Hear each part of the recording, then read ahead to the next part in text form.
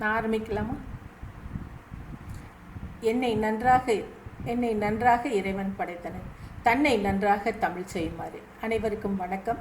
அன்பு நண்பர் டாக்டர் வலை பரமேஸ்வரன் அவர்களுக்கும் அருமையாக வரவேற்புரை வழங்கி அமைந்துள்ள நண்பர் மல்லீஸ்வரன் அவர்களுக்கும் இணைந்திருக்கும் அனைத்து ஆளுமைகளுக்கும் கண்ணப்பர் அறக்கட்டளை சேர்ந்த நண்பர்களுக்கும் மற்றும் அனைத்து நேயர்களுக்கும் என் மகிழ்வான வணக்கங்கள். அதாவது தமிழகத்தின் வரலாறு அப்படிங்கிறதுங்க 2 நூற்றாண்டுகள் வெளியான அச்சு ஊடக வெளியீடுகள், 4 நூற்றாண்டுகள் பதியப்பட்ட ஓலைச்சுவடியில் உள்ள வளங்களும் தாமிர பட்டயங்களும், 13 ஆண்டுகள் அளவில் கிட்டும் கல்வெட்டு ஆவணங்கள், பல்லாயிரம் ஆண்டுகள் தொன்மை மிக்க தொல்லியல் தொல்பொருள் தொடர்பான பிற்கால அறிக்கைகள் என்று எண்ணற்ற வளங்கள் தமிழக வரலாற்றை ஆய்வுக்கு ஏற்ற வளங்களாக இன்று எண்ணிம வடிவில் கிட்டுகின்றன.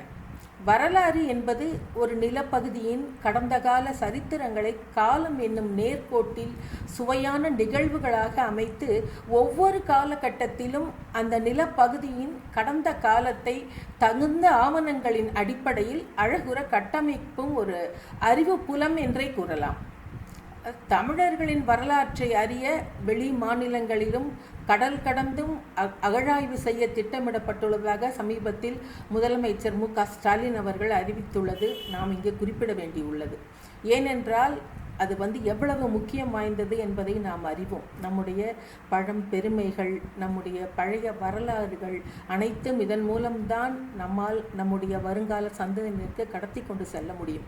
இப்படியே நாம் தொடர்ந்து விழிப்புணர்வுடன் இருந்தால் மட்டுமே நம்முடைய பழைய வரலாறுகளை நம்மால் மீட்டெடுக்க முடியும். தமிழக சட்டப்பேரவையில் 110 விதியின் கீழ் முதலமைச்சர் மு.க.ஸ்டாலின் அவர்கள் தமிழர்களின் வரலாற்றை அறிய தொல்லியல் துறை முக்கிய பங்காற்றி வருகிறது. கிமு 6ஆம் நூற்றாண்டிலேயே தமிழ் எழுத்துக்கள் இருந்ததற்கான சான்றுகள் கிடைத்துள்ளன.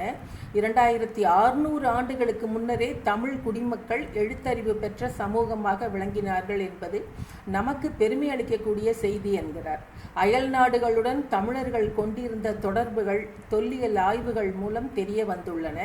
மரபணு ஆய்வு, மண் பகுப்பாய்வு, கடல்சார் ஆய்வு போன்ற பல்துறை வல்லுநர்களுடன் இணைந்து பணியாற்ற தற்போது திட்டம் வகுக்கப்பட்டுள்ளதாக கூறியிருக்கிறார்.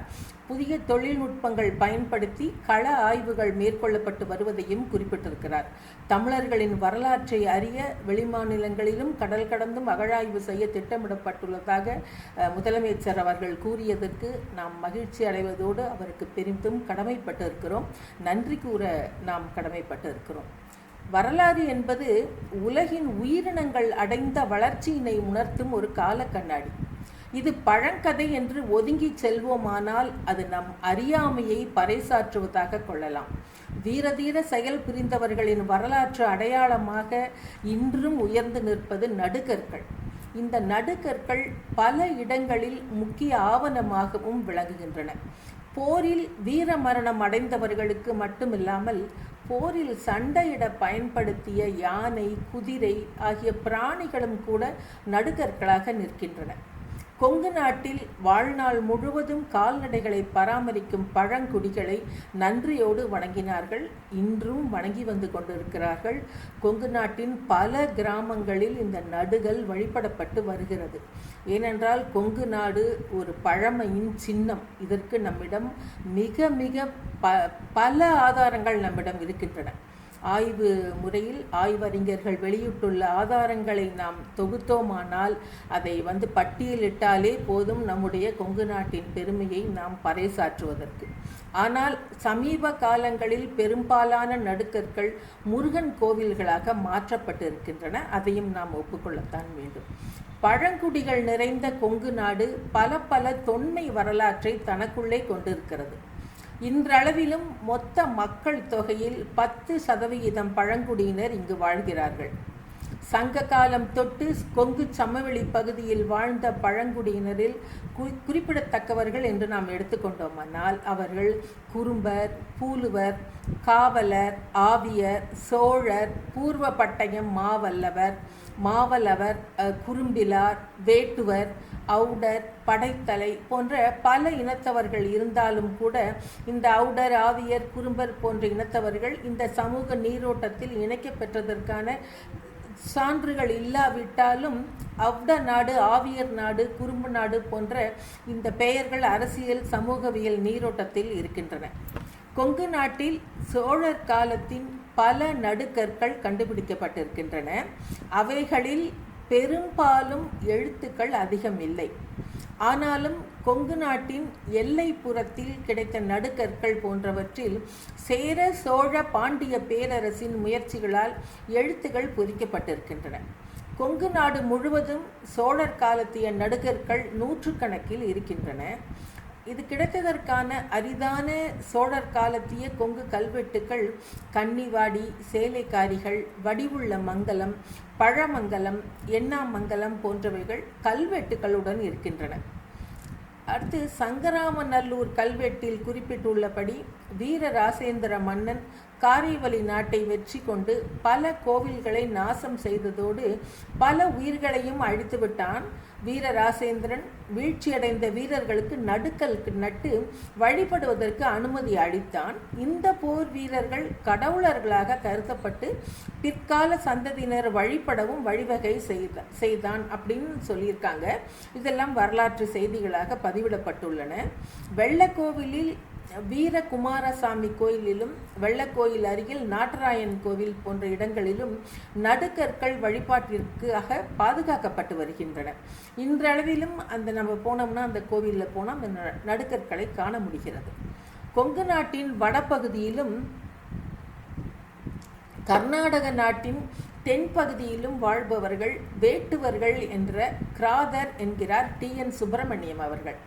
கங்க மன்னன் சிவமாறனின் செப்பேடுகள் வடமொழியில் சொல்லும் வாசகம் இதுதான். வேட்டுவ அரசர்களின் அரண்களை எரிந்து வேட்டுவ அரசிகளை சிறைப்பிடித்தான் என்பதுதான் அந்த செய்தி.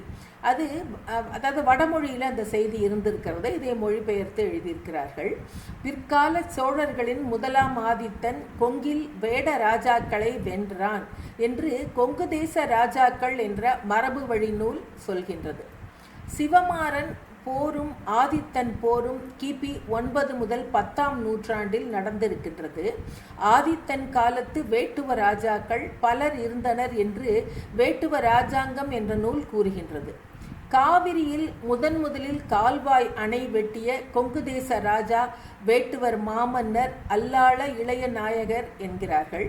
நீர் மேலாண்மையிலும் கட்டுமானத்திலும் வேட்டுவர்கள் சிறந்து விளங்கியதும் இதனால் நம்மால் அறிந்து கொள்ள முடிகிறது.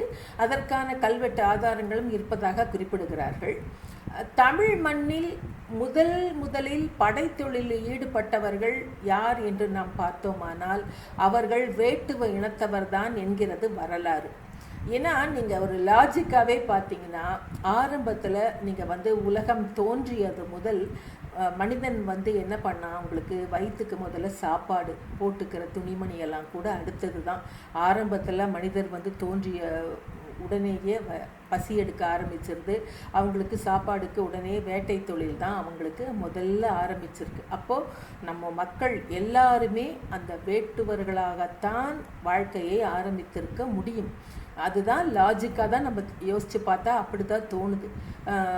அப்போது அந்த வேட்டுவர்கள் பிற்காலத்தில் மெல்ல மெல்ல எல்லாமே மாறி வர்ணங்கள் அப்படிலாம் வரும்போது அப்போ அவங்க தொழிலுக்கு ஏற்ற இனமாக மாறிக்கொண்டு வந்தது. அப்போது அந்த வேட்டுவ தொழில் தான் ஆரம்ப தொழிலாக நம்மால் எடுத்துக்கொள்ள முடிகிறது.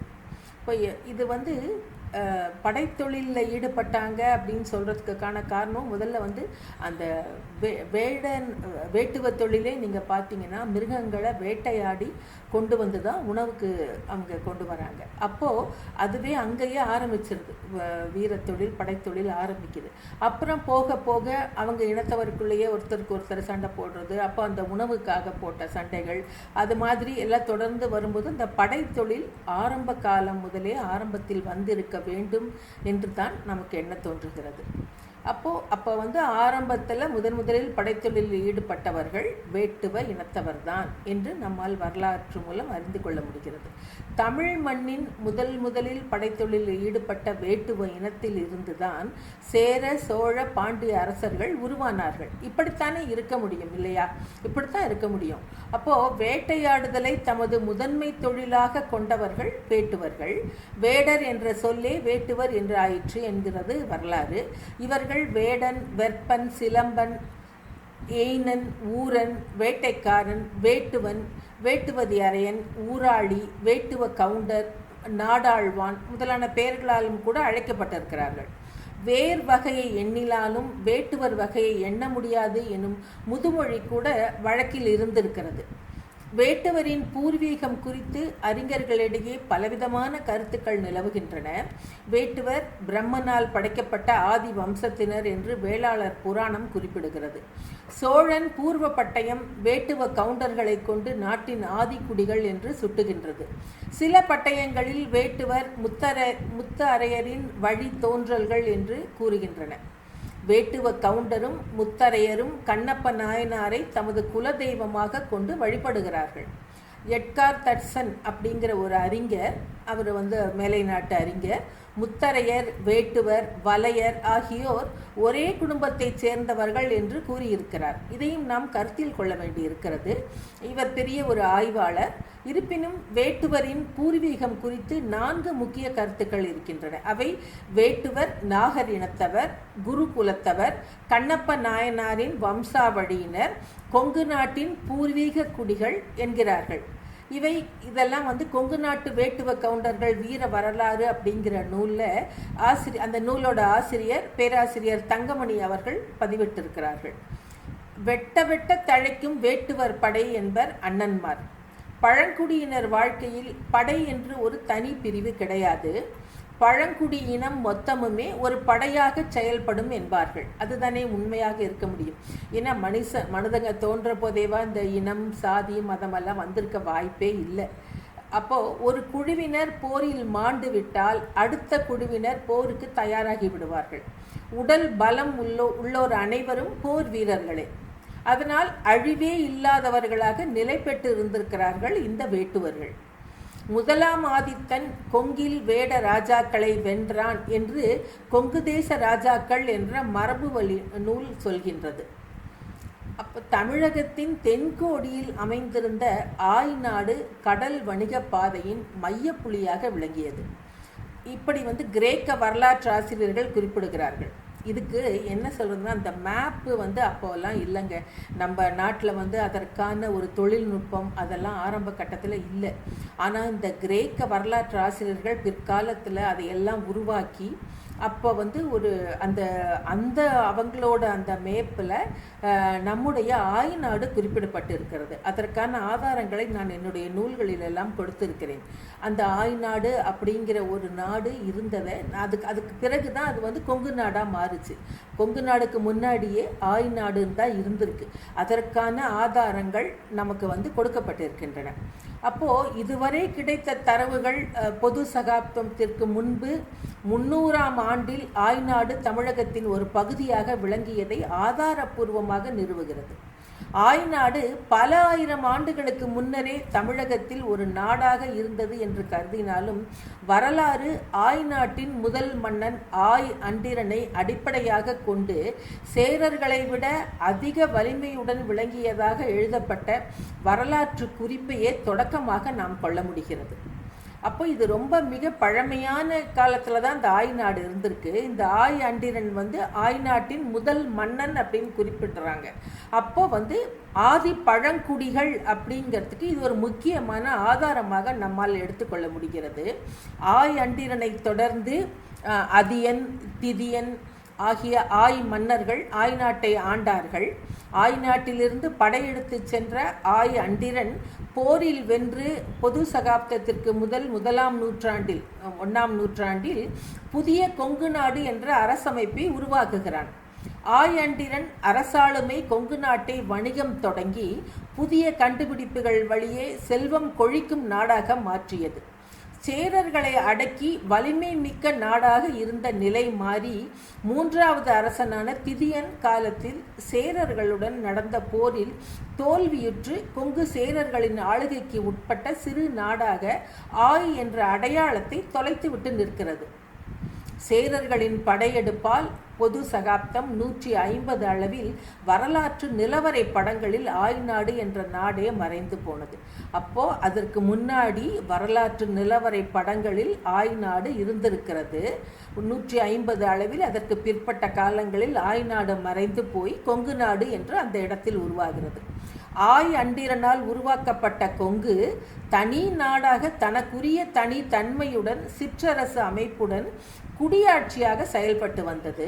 ஆய் அண்டிரன் வழி வந்தவர்கள் தங்களை ஆய்வேளிர்கள்னு சில பேர் குறிப்பிட்டுக் கொள்கிறார்கள்.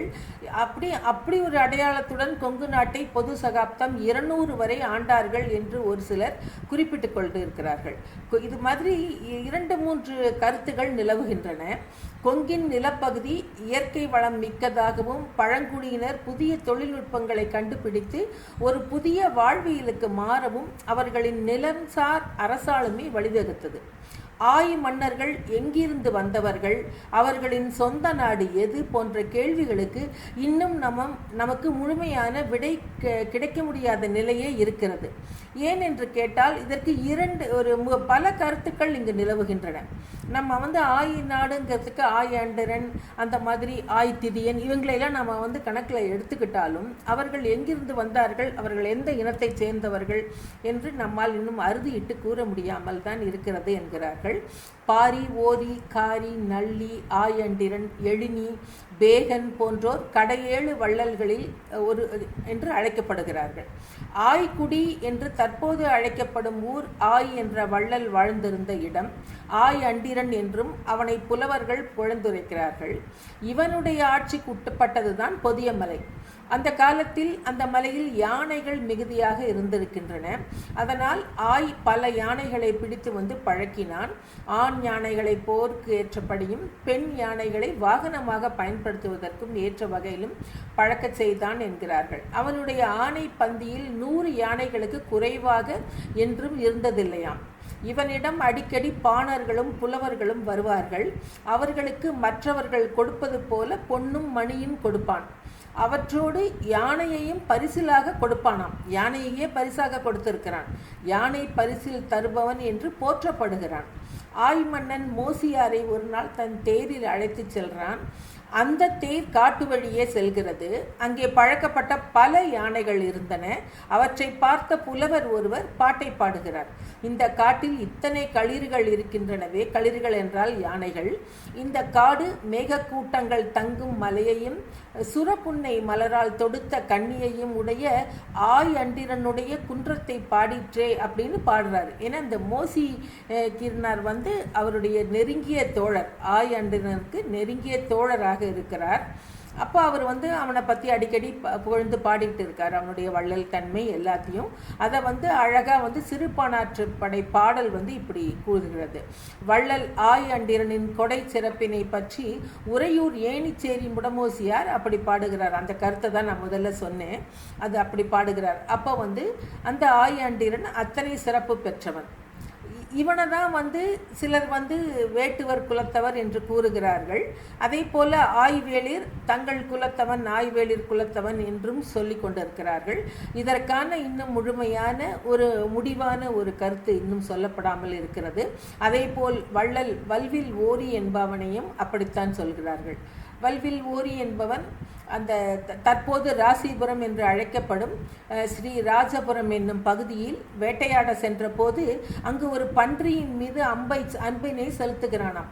அப்போது இந்த வேட்டுவர் இனத்துக்கு உரியவன் வல்வில் ஓரி என்பதற்காக இந்த கதையை கூட நாம் ஒரு உதாரணமாக எடுத்துக்கொள்ளலாம் என்று எண்ணினாலும் இதற்கான உறுதியான ஆதாரங்கள் இன்னும் நிறுவப்பட வேண்டியுள்ளது.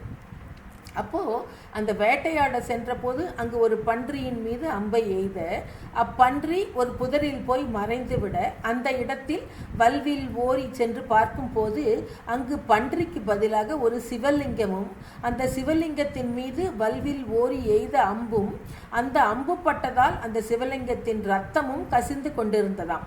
இதனை கண்ட ஓரி சிவன்தான் தன்னை பன்றி வடிவில் சோதித்ததாக எண்ணி அந்த இடத்திலேயே சிவபெருமானுக்கு அருள்மிகு கைலாசநாதர் திருக்கோயில் என்ற பெயரில் ஒரு ஆலயம் எழுப்புகிறான்.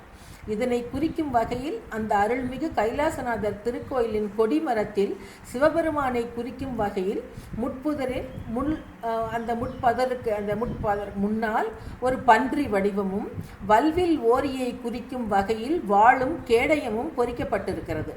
இந்த நிகழ்வு இந்த ஆலய கோபுரத்தின் பின்புறத்தில் சித்தரிக்கப்பட்டுள்ளதை நம்மால் இன்றும் காண முடிகிறது. ஓரி கடையேழு வள்ளல்களில் மற்ற ஒருவனான காரி என்பவனோடு போரிட்டு மாண்டான் என நற்றினை 320 கபிலர் குறிப்பிடுகிறார். நாட்டை வென்ற காரி அதை சேரமான் பெருஞ்சேரல் இரும்பொறைக்கு கொடுத்தான் என்று பரணர் பாடினார். அகநானூற்று பாடலும் இதனை உறுதி செய்கிறது. முள்ளூர் மன்னன் கழல் தொடிக்காரி செல்லா நல்லிசை நிறுத்த வல்வில் ஓரி கொன்று சேரலர்க்கு ஈத்த செவ்வேர் பலவின் பயம் கெழு கொல்லி என்று அகநானூற்று பாடல் ஒன்று அழகாக குறிப்பிடுகிறது. வல்வில் ஓரி நற்றிணையில் 6 அந்த 265 பாடல்களில் சிறப்பாக பேசப்படுகிறான். புறநானூற்றில் வன்பரணர் கழைத்தின் யானையார் என்போர் இவனை புகழ்ந்து பாடியதை புறநானூற்று பாடல்கள் குறிப்பிட காணலாம்.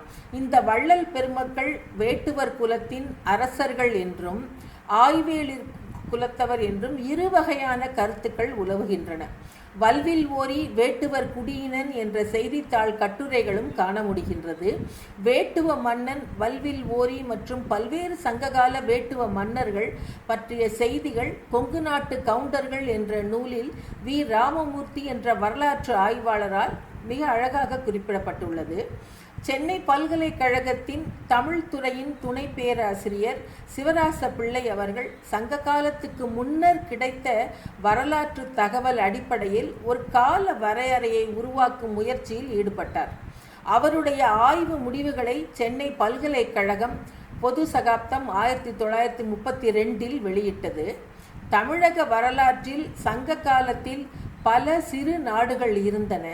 அவை அரசாளுமையில் சிறந்த தலைவர்களின் துணையுடன் சிற்றரசாக அறநெறி பிறழாமல் உள்நாட்டு மற்றும் பன்னாட்டு வணிகத்தில் ஈடுபட்டனர். இவர்களின் சிறப்பை பதிவிடாமல் தங்களுக்குள் நில கையகப்படுத்தல் காத்தல் என்ற அடிப்படையில் தொடர்ந்து போரில் ஈடுபட்ட சேர சோழ பாண்டியர்களை வீரத்தின் சின்னமாக விளங்கினர் என்று பாயிரம் பாடி பல சிற்றரசர்களின் மேன்மை மிக்க அரசாளுமையை மறைத்துவிட்ட சிறுமை பிற்கால வரலாற்று ஆசிரியர்களையே சேரும் என்று வருந்தி குறிப்பிடுகிறார். இதை கூட நாம் இந்த இடத்தில் ஒரு உதாரணமாக கொள்ள முடிகிறது. ஏன்னா உண்மையில் அப்படித்தானே இருக்கு. இப்போ ஒரு இனத்தவர் இப்படி இந்த போர்ல ஈடுபட்டாங்க, இந்த மாதிரி நாட்டை காப்பாற்றினாங்க அப்படின்னு சொல்லி இருந்தாங்கன்னா இன்னைக்கு நமக்கு இந்த மாதிரி ஒரு கான்ட்ரவர்சியல் இது வந்திருக்காது.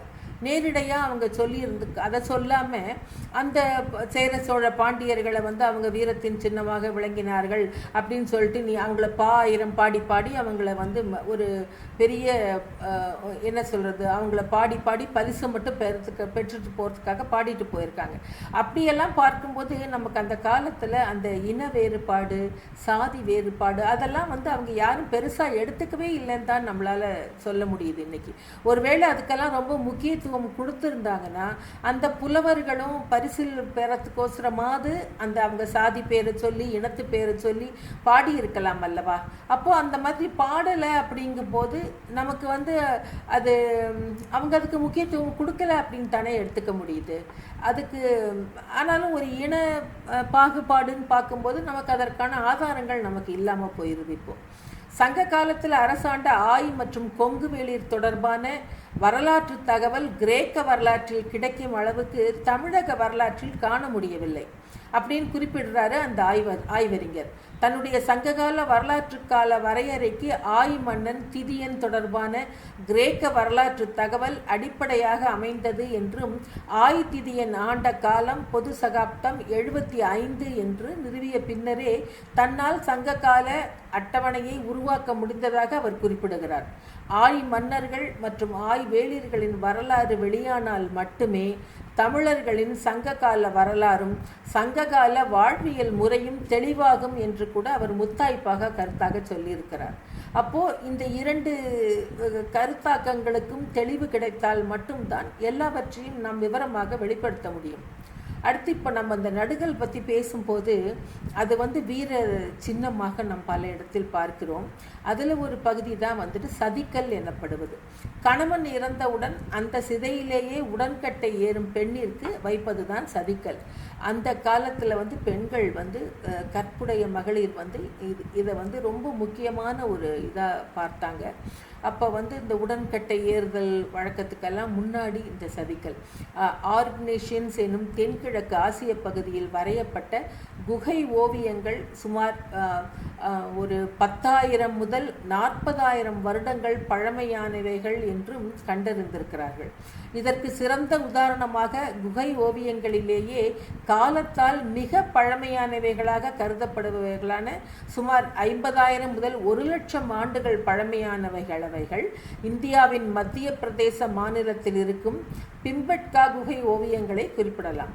பண்டைய கால ஒரு குகை ஓவியத்தில் பெரியதாக ஒரு கை மட்டும் வரையப்பட்டிருக்கிறது. அதாவது ஒரு பெண்ணின் கையை, குறிப்பாக வளைக்கையை குறிப்பதாக அமைந்துள்ளது அந்த ஓவியம். கை என்பது சதிக்கல் வகையை சார்ந்த நடுக்கற்களில் காணப்படும் ஒன்று. இதனை வீரக்கை என்று தொல்லியல் சார்ந்த ஆய்வாளர்கள் குறிப்பிடுகிறார்கள். உடன்கட்டை ஏறிய பெண்டிரை வழிபடும் செயலை குறிக்க காட்டப்படுவதுதான் இந்த கையாகும். இங்குள்ள சதிக்கை உருவம் உடன்கட்டை ஏறிய பெண்ணின் வழிபாடு குறித்த ஓவியமாகவும் இருக்கலாம். குழு நடன ஓவியத்தை இந்த பெண்ணை தெய்வமாக வழிபடும் காட்சியாகவும் கருதலாம். இது எல்லாமே ஒரு அசம்ஷன் தான். நம்ம வந்து இதுக்கு எதுக்கான ஆதாரங்கள்னு நம்ம பார்க்கும்போது அது வேறு எப்படி நம்ம ஆதாரங்கள் இருக்க முடியும்? ஒரு அசம்ஷனாக தான், நம்ம ஒரு கற்பனையாக தான் இதை எல்லாமே எடுத்துக்கொள்ள முடிகிறது. அடுத்து நினைவு சின்னம், அதாவது மான்யூமெண்ட் அப்படிங்கிறது குறிப்பிடத்தக்க மனிதர்கள், நிகழ்வுகளை நேரடியாக நினைவு கூர்வதற்கான அமைப்புகள். இது ஒரு சமூகத்தினருடைய கடந்த கால நிகழ்வுகளின் நினைவுகளை குறிக்கும் அமைப்பாகவும் இருக்கலாம். ஓர் இடத்தின் அழகை மேம்படுத்துவதற்காகவும் இவை வந்து பயன்படுத்தப்பட்டிருக்கின்றன. நடுகற்கள் குறித்த பாடல்கள் நிறைய இருக்கின்றன. அதில் வந்து அகநானூற்றில் மணிமிடை பவளம் பாடல் ஒன்று, நட்டபோதும் நடால் நெடுங்கல் மறவர் பகழி மாய்த்தன அப்படிங்கிற பாடல் இருக்கு. அதே போல 297வது பாடல் மருங்குதல் நுணுகிய பேயம் முதிர் நடுகள். இப்படி நிறைய இரு பாடல்களும் நடுகற்களை பற்றியும் நெடுங்கல் வழிபாட்டினை குறித்தும் கூறுகின்றன. குன்றுகளுக்கு நடுவில் நடுகள் போல இயற்கையாகவே நிற்கும் ஒரு கல்லின் அகலமான இடத்தில் உயிர் துறந்த வீரனின் வடிவங்களை செதுக்கினர். இதனை முதல் பாடலும் பாலையில் ஆங்காங்கு நடுகற்கள் உள்ளதையும் அவற்றில் இறந்தோரின் பெயர் பெருமை எழுதி வைக்கப்பட்டுள்ள செய்தியையும் 2வது பாடல் விளக்குகின்றது. இதனையே தொல்காப்பியர் நடுகல் வழிபாட்டிற்கு இலக்கணமாக வகுத்து காட்சி கால்கோல் நீர்ப்படை நடுதல் சீர்த்தகு சிறப்பிற் பெரும்படை வாழ்ந்தல் என அப்படின்னு 2-3 வெகியிற் கல்லொடு அப்படிங்கிற ஒரு 60வது பாடலில் குறிப்பிடுகிறார். அப்போது நடுக்கல் அமைப்பதற்குரிய வினையமைகள் 6னையும் குறிப்பிட்டிருக்கிறார். புறநானூற்றில் 3வதும் 264வதும் பாடல்களில் கள்வர்களால் கொலை செய்யப்படுவதற்கு மட்டுமல்லாமல் கறவையும் கன்றையும் கொணரச் செய்த கரந்தை வீரனுக்கும் பதுக்கையுடன் கூடிய நடுகல் எடுத்திருக்கிறார்கள் என்பதையும், இங்கு பதுக்கையுடன் கூடிய நடுக்கல் எடுக்க வேண்டியதன் நோக்கம் கரந்தை வீரன் கறவையும் கன்றையும் கவரச் செல்லும் போதோ அல்லது மீட்கும் போதோ இறந்து விடுகிறான் என்றால் அவன் இறந்த இடத்திலேயே அவனை புதைத்திருக்கிறார்கள். காதொரு பூசலில் ஈடுபட்டு இறந்த மறவர்களுக்கு நெடுநிலை நடுகளுடன் கூடிய கற்பதுக்கைகள் அமைக்கப்பட்டிருக்கின்றன. தொல்லியல் நோக்கில் சங்ககாலம் என்ற ராஜன் அவர்களின் கூற்று இதனை மெய்ப்பிப்பதாக அமைகின்றது. தற்போது கண்டறியப்பட்டுள்ள பதுக்கைகள் பலவற்றில் கிழக்கு புறத்தில் ஒரு மனிதன் நுழையும் அளவிற்கு இடைவெளி காணப்படுகின்றன. இங்கு இறந்தவனின் ஆத்மா தனக்கு வேண்டும் போது வெளியே சென்று வர வேண்டும் என்ற நம்பிக்கையுடன் அந்த இடைவெளி அமைக்கப்பட்டிருக்கின்றன என்கிறார்கள். பதுக்கையில் காணப்படும் இத்தகைய துளைகளை பற்றிய குறிப்புகள் ஏதும் புறநானூற்றிலும் கூட இல்லை என்பதும் இந்த இடத்தில் நாம் கருத வேண்டியிருக்கிறது. வேட்டுவர்கள் போர்க்குடி மறவர்கள் என்றும் தம் மக்களையும் நாட்டையும் காப்பதற்கு தன் உயிரையும் தியாகம் செய்து உள்ளார்கள் என்பதையும் 26 வரிகள் கொண்ட ஆநிரை மீட்டல் சிற்பத்தையும் கொண்ட செங்கோட்டு அழகன் சோழங்க வேட்டுவன் பற்றிய வீரத்தீர செயல்களையும் ஒரு கல்வெட்டு குறிப்பிடுகின்றது. பொதுவாக கல்வெட்டு ஆதாரங்கள் நமக்கு நிலையான ஒரு நம்பிக்கையை அளிக்கக்கூடிய ஆதாரங்கள். அப்போது இந்த மாதிரி கல்வெட்டு ஆதாரங்களை கூட நம்ம ஆதாரங்களாக எடுத்துக்க முடியலைன்னா அப்போ வேறு எந்த ஆதாரங்களையும் நம்ம உறுதியாக எடுத்துக்கொள்ள முடியாது என்ற வகையில் அப்போ இது போல கல்வெட்டுகள் நமக்கு ஒரு முக்கியமான ஆதாரமாக இருக்கின்றன.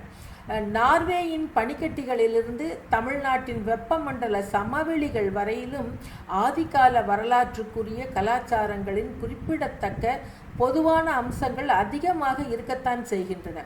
வரலாற்றில் ஒரே சகாப்தத்தில் கல்லாலான மீப்பெரும் கட்டமைப்புகளை உருவாக்குவதற்கான யோசனை அவர்கள் அனைவருக்கும் ஒரு சேர தோன்றியிருப்பதை நம்மால் வெளிப்படையாக உணர முடிகின்றது. இந்த நினைவு சின்னங்கள் மனித உயிர்காப்பின் நினைவு சின்னங்கள். பெருங்கற்படைகள் என்பது உயிரற்ற உடல் புதைக்கப்பட்ட இடங்கள் அல்லது நினைவு சின்னங்கள். கல்லாலான பெட்டி வடிவ கல்லறை, வரையறுக்கப்பட்ட கருவூலங்களை கொண்ட கல் வட்டங்கள், கேரளாவில் காணப்படும் தனித்தன்மையான காளான் வடிவிலான புதைச்சேற்று அறைகள் ஆகிய கட்டமைப்புகள் இவற்றுள் அடங்கும். வெண்மையான அல்லது சர்காஃபாகுஸ் இன வழக்கமாக டெரகோட்டாவினால் உருவாக்கப்பட்டிருந்த கட்டிட அமைப்புடன் மரபணுவின் எச்சங்களை தாங்கிக் கொண்டிருக்கும் கல்லறைகளும் கூட இதில் அடங்கும். இந்த நினைவு சின்னங்கள் பழங்கால கலாச்சாரம் என்று அறியப்பட்ட இயல்பான குணநலன்களை இன்றைய மக்களுக்கு எளிதாக புரிய செய்கின்றன. மனிதரின் தொழில்நுட்ப வளர்ச்சியில் கற்காலத்தில் பழைய கற்காலத்துக்கும் புதிய கற்காலத்திலிருந்து ஆரம்ப கால வரலாற்று காலத்திற்கு கிமு 2500 முதல் கிபி 200 வரை அங்கு இட்டு செல்கிலும் வழமை உலகம் முழுவதிலும் நீடித்தன. இந்தியாவில் தொல்பொருள் ஆராய்ச்சியாளர்கள் கற்காலத்தின் அதாவது கிமு 1500 முதல் கிமு 500 முதல் 1500 வரை இந்த பெருங்கற்படைகள் நினைவு சின்னங்களை பெருமளவில் கண்டுபிடித்திருக்கிறார்கள்.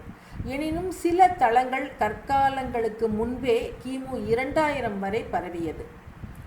அடுத்து இன்னொரு முக்கியமான ஒரு செய்தி சொல்ல வேண்டுமென்றால், கர்ம வீரர் காமராசரின் அடிபற்றி ஏழை எளியோருக்கும் கல்வி என்ற லட்சிய வேள்வியில் தம்மை முழுமையாக ஈடுபடுத்தி கொண்டு தமது சொந்த நிலத்தையும் தானமாக கொடுத்ததோடு 2 மேல்நிலை பள்ளிகளும் ஒரு ஆரம்ப பள்ளியும் ஆரம்பித்து அவர் தம் நல்லுறவையும் பெற்றவர் கல்வி தந்தை KV காளியப்ப கவுண்டர் என்பவர். ஐயா அவர்கள் வேட்டுவர் குடியினர் என்றும் முன்னாள் மேயர் சைதை சாமியப்பன் துரைசாமி அவர்களும் முன்னாள் முதல்வர் மாண்புமிகு எம்ஜிஆர் அவர்களின் பர்சனல் செக்ரட்டரி அதாவது தனிப்பட்ட செயலாளராக உயர் திரு பரமசிவம் IAS அவர்களும் வேட்டுவக்குடியைச் சேர்ந்த கல்விமான்கள் ஆளுமைகள் என்றும் அறியும் போது மிகவும் மகிழ்ச்சியாக இருக்கின்றன. எத்தனை பெரிய உயரத்துக்கு இவர்களுடைய லட்சிய வாழ்க்கை உயர்ந்திருக்கிறது என்று எண்ணும் போது உண்மையில் பெருமையாக எண்ண முடிகிறது. சிறிது காலமாக விஞ்ஞான கருத்தொற்றுமையின் ஊடாக ஒரு ஒற்றை கலாச்சார மையத்திலிருந்து தோன்றிய கருத்துக்களுடன் கலாச்சார பரிமாற்றத்தை ஊக்குவிப்பதன் மூலம் இவை உலகெங்கிலும் பரப்பப்பட்டது. மரபணு சோதனைகள், பரிணாம வளர்ச்சி கூறுகள், கலாச்சார மாற்றங்கள் போன்ற அனைத்தையும் கண்காணிக்க நவீன ஆராய்ச்சிகளுக்கு இதன் மூலம் அடிப்படை வழியமைக்கும் என்ற ஆக்கப்பூர்வமான சிந்தைகளும் அதிகரிக்கின்றன.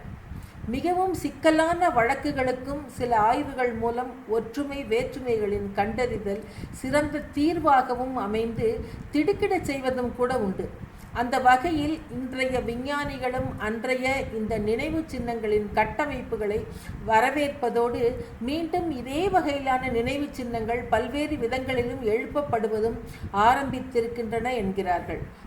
இது கட்டிடக்கலை வல்லுநர்கள் இதை உறுதி செய்கிறார்கள். ஏன்னா இது ரொம்ப ஒரு சிறப்பான ஒரு விஷயமாக கருதப்படுகிறது. ஏன்னா நமக்கு இருக்கிற முக்கியமான ஆதாரங்களில் ஒன்று இந்த நடுக்கற்கள். மகாராஷ்டிரா மாநிலங்களில் முக்கியமாக இந்த விதர்பாவில் கர்நாடகா, தமிழ்நாடு, கேரளா, ஆந்திர பிரதேசம், தெலுங்கானா ஆகிய மாநிலங்களில் அதிக அளவில் குவிந்திருந்தாலும் இந்திய துணைக்கண்டத்தில் இந்த பெருங்கற்படைகள் பரவி இருந்திருக்கின்றன. தொல்பொருள் துறை ஆய்வாளர்கள் RK மொஹந்தி, V செல்வகுமார் ஆகியோர் இந்திய தீபகற்பத்தில் சுமார் 2200 பெருங்கற்படை தளங்கள் காணப்படுகின்றன என்கிறார். என்றாலும் அதை பற்றி பெரும்பாலானோர் ஏதும் அறியாதவர்களாகவே இருக்கிறார்கள். இன்றும் கூட மத்திய இந்தியாவில் கான்ஸ் மற்றும் மேகாலயாவின் காசிஸ் போன்ற சில பழங்குடியினர் மத்தியில் இந்த வகை கல்லறை கலாச்சாரம் நீடித்து இருந்து கொண்டு வருகின்றன. ஆனால் உண்மையில் பெருங்கற்படை மக்கள் யார்? அவர்களுடைய மத நம்பிக்கைகள் என்ன? அவர்களுடைய சமுதாயம் எவ்வாறு ஒழுங்கமைக்கப்பட்டது? இந்திய துணைக்கண்டத்தின் வரலாற்று கதைக்கும் அவர்களுக்கும் என்ன சம்பந்தம் போன்ற வினாக்களும் எழத்தான் செய்கின்றன. இதற்கு நமக்கு யார் விடை அளிக்க முடியும்? வரலாற்று காலத்திற்கு முந்தைய இந்தியாவின் வரலாறு என்பது ஒரு காவியமாக வடிக்கப்பெற வேண்டிய காலகட்டம் என்பது ஆய்வாளர்களின் கருத்து. மரபணு தகவல்கள் மூலமாக கிமு 70,000 முதல் கிமு 40,000 வரையிலான குடிபெயர்வுகள் அதிகமாக இருந்தன என்ற நம்பிக்கைகளின் விளைவாகத்தான் இந்தியாவில் 4 மொழிக்குழுக்கள் உள்ளன என்பதையும் ஏற்க வேண்டிதான் உள்ளது. அந்த 4 மொழி கலப்புகள் ஆஸ்ட்ரோ ஆசியாட்டிக், திபெத்திய பர்மன், திராவிட மற்றும் இந்திய ஆரிய, மிக அண்மையான இந்திய ஆரிய கலப்பினம் போன்றவை. துணைக்கண்டத்தின் மரபணு வரலாற்றை ஆய்வு செய்த டாடா இன்ஸ்டிடியூட் ஆஃப் ஃபண்டமெண்டல் ஆய்வு மையத்தின் விஞ்ஞானியான மாயன்க் வாஹி கூறுகையில், கிமு 40,000 கிமு 2000 ஆண்டுகளுக்கு இடையில் இந்தியாவில் குறிப்பிடத்தக்க அளவில் இடப்பெயர்வு இல்லை. சமஸ்கிருதம் பேசும் இந்திய ஐரோப்பியர்கள் சமூகங்கள் பெருமளவில் இருந்தார்கள் என்கிறார்கள். ஹாரப்பா எழுத்துக்களின் கல்வெட்டு ஒன்று தமிழ்நாட்டில் அடக்கம் செய்யப்பட்ட கல்லறையில் இருந்து கண்டுபிடிக்கப்பட்டது. இதன் மூலம் ஹாரப்பாவினர்களுக்கும் புராண மக்களுக்கும் இடையேயான கலாச்சார தொடர்பின் திகைப்பூட்டும் அம்சங்களை கண்டறியும் சாத்தியம் ஏற்பட்டிருக்கிறது. ஹாரப்பன் நாகரிகத்தின் திராவிட இனங்களின் புகழ்பெற்ற எழுத்தாளரான ஐராவதம் மகாதேவன் அவர்கள் சொல்வதை கேளுங்களேன். திராவிட மொழியை மட்டுமே தமிழ்நாட்டின் புதிய கற்கால மக்கள் பகிர்ந்து கொண்டதாக உறுதிப்படுத்துகிறார் இவர். இந்த கண்டுபிடிப்பு திராவிட மொழி பேசும் தமிழ்நாட்டு மக்களுக்கு முதல் ஆதாரத்தை வழங்குகிறது என்கிறார். இருப்பினும் கர்நாடக பல்கலைக்கழகத்தில் தொல் பொருளியல் பேராசிரியராக பணிபுரியும் ரவி கோரிசெட்டார் இந்த கூற்றுகள் தொல் பொருள் ஆராய்ச்சியாளர்களின் குழுவால் நிராகரிக்கப்பட்டுள்ளன என்று கூறுகிறார். இது தற்செயலான ஒன்றுதான் என்றும் கூறுகிறார். இவர் சவக்கிடங்கு நடைமுறைகள், நம்பிக்கை அமைப்புகள், பெரும் கற்படை மக்களின் அரசியல், பொருளாதாரம் போன்றவை பற்றிய விரிவான ஆய்வுகளை மேற்கொண்டிருக்கிறார். பெருங்கற்படை கல்லறைகள் சாதாரண மக்களுக்கு கட்டப்படவில்லை, ஆளும் வர்க்கம் அல்லது உயரடுக்கின் தலைமைகள் போன்றவர்களுக்காக மட்டுமே கட்டப்பட்டிருப்பதால் இந்த ஆய்வுகள் முழுமையாக ஏற்றுக்கொள்ளும் வகையில் இராது என்று கூறுகிறார். ஆன்மீக நம்பிக்கையின் அடிப்படையில் மனிதன் இறந்த பின்னும் அவன் ஆன்மா அழிவதில்லை என்ற ஆழ்ந்த நம்பிக்கை இருப்பதையும் மீண்டும் மறுபிறவி உண்டு என்ற நம்பிக்கையையும் பற்றி குறிப்பிடுகிறார். சில சந்தர்ப்பங்களில் இறந்த உடலில் இருந்து பற்கள் வெட்டி எடுக்கப்பட்டு அவை அடுத்த பிறவியில் பயன்படுத்த தேவைப்படும் என்ற நம்பிக்கையில் புதைக்கப்பட்டிருப்பதாக கூறுபவர்களையும் கண்டிருக்கிறோம் என்று கூறுகிறார் அவர்.